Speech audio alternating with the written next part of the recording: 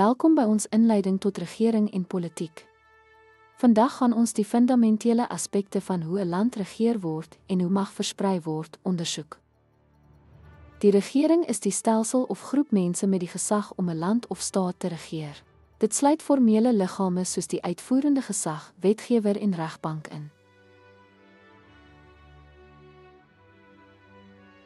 Die funksies van die regering sluit in die opstel van wette, die implementering van beleide en die versekering van wet en orde.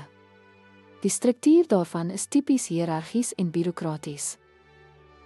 Bestuur, aan die ander kant, verwys na die prosesse en interaksies waardeur openbare sake bestuur word en besluite geneem en geïmplementeer word. Bestuur is breër as die regering en sluit nie regeringsakteurs soos NRUS, die burgerlike samelewing en die privaat sektor in.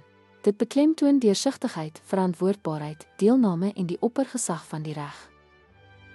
Daar is verskeie tipes bestuur, insluitend korporatiewe, globale en plaaslike bestuur.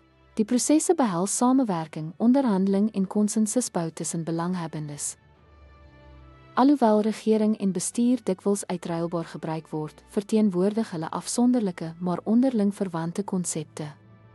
Die regering is die formele institusionele raamwerk, terwyl bestuur omvat breër interaksies en prosesse. Om die verskille tussen regering en bestuur te verstaan, is dit noodsaaklik om te verstaan hoe besluite geneem en beleide geïmplementeer word. Dankie dat jy hierby aangesluit het, sessie.